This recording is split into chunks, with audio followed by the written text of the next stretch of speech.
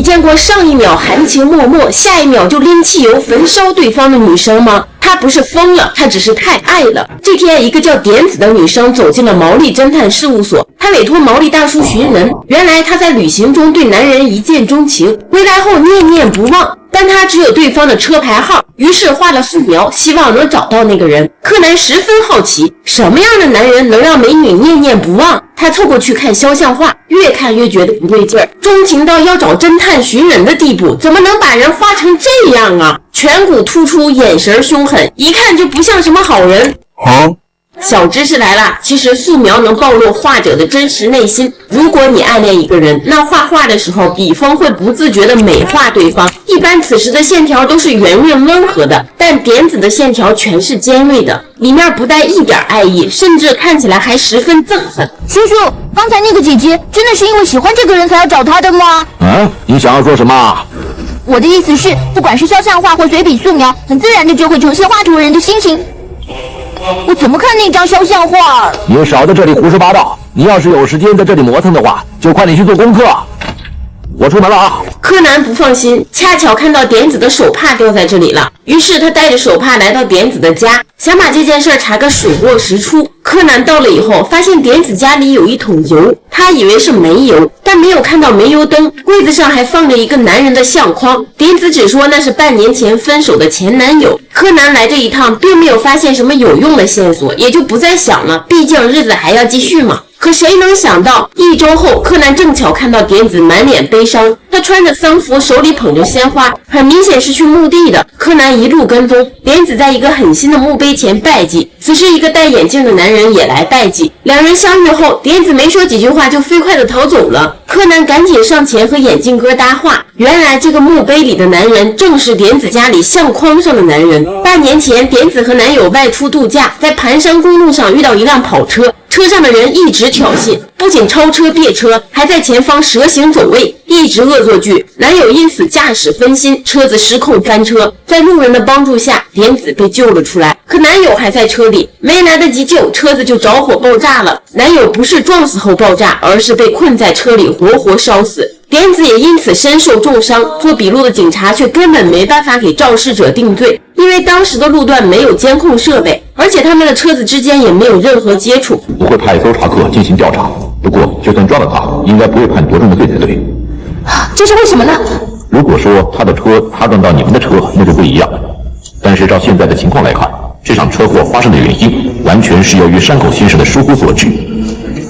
点子在重伤3个月后就完全康复了，这种恢复速度远超常人。在康复过程中，他吃尽苦头，但有心理执念的支撑，只为了更快地为男友复仇。其实点子根本对自己的目的没做任何掩饰，他在作案后，警方很容易就能锁定他。他的内心绝望，没留任何退路，他的爱人死得不明不白，坏人受不到应有的惩罚，那他就要自己来执行正义。其实早期柯南里有很多这类的凶手，他们本身都不是坏人，都是被不公逼入绝境。比如《月光奏鸣曲》里的凶手，因为亲人被害，男扮女装上岛复仇，犯下连环命案。他们目标明确，不会涉及无辜的人，但这种做法也是不可取的。早期柯南对人性的刻画比现在可深刻太多了。另一边，毛利大叔早就帮点子查到了肇事者的地址，而点子拿到地址后，立刻拎着那桶油找了过去。你不是那个时候的那个？看样子你还记得我吗？你到底想要干什么？那次的意外又不是我们的错。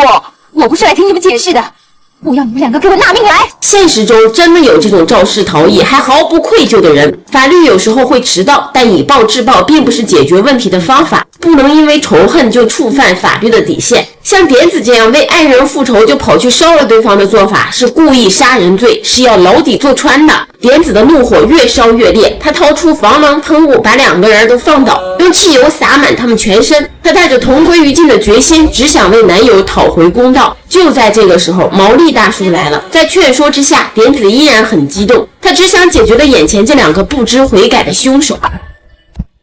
请等一下！点子，拜托，你千万别做傻事啊！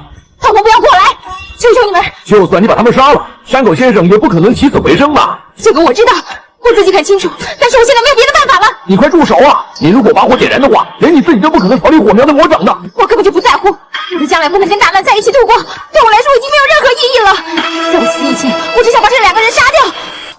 点子已经钻进牛角尖了。他以为只有在爱情里才能实现自我价值，当爱人消失，他自己存活的意义也就在这个世界上消失了，所以才会说出这样的话。现实里很多人都会钻这样的牛角尖，但我们要明白，人生是多维的，爱情很重要，但也只是人生的一部分。真正的爱不是为对方复仇，而是带着两个人的美好回忆好好活着。就在大家以为无法挽回的时候，柯南搬着一盆虾菇仙人掌冲了出来，这是他之前从眼镜哥口中得知的，是点子男友最爱的植物，一直放在眼镜哥的店里养护，也是男友没来得及送给点子的礼物。现在仙人掌已经开花，天空也已经放晴，点子从暴怒中愣住，他放下打火机，在仇恨中被爱的回忆唤醒，流下复杂的眼泪。其实柯南里还有很多植物救赎的隐喻，比如花香杀人事件里面的凶手因为成果被剽窃，利用在鲜花里藏毒的方式复仇，里面用到的玫瑰就代表凶手的执念。本案的两个肇事者被点子同归于尽的决心和满身汽油吓破的胆，两人扛不住压力，隔天就主动跑去警局自首了。这个案件没有复杂的作案手法，点子完全就是实名制作案，一点后路也没留，最后全靠柯南戳心治愈。那么柯南在这集都用了哪些知识呢？一、绘画心理学知识，柯南发现破绽全靠这招。绘画是内心的投射，暗恋的人会不自觉用圆润线条美化对方，而带着憎恨画画，笔锋会变得尖锐，线条僵硬。点子的素描把对方画得颧骨突出，眼神凶狠，不符合心理学逻辑，让柯南第一时间识破他寻人是假，寻虫是真。二、生活逻辑知识，柯南在点子家里看到煤油，但没有发现煤油灯，这不符合生活常识。其实他心里隐约猜到是汽油，但没有证据，他从日常生活中推测合理性。三、社会常识知识，看到点子穿丧服，柯南立刻意识到有线索，跟踪之下发现是前男友的墓，谁会一脸悲伤的给前男友扫墓？结合素描像和煤油，柯南一线贯穿大脑，零散的疑点形成完整的证据链。好了，都看到这儿了，不如一起聊聊柯南里最让你意难平的凶手是谁呢？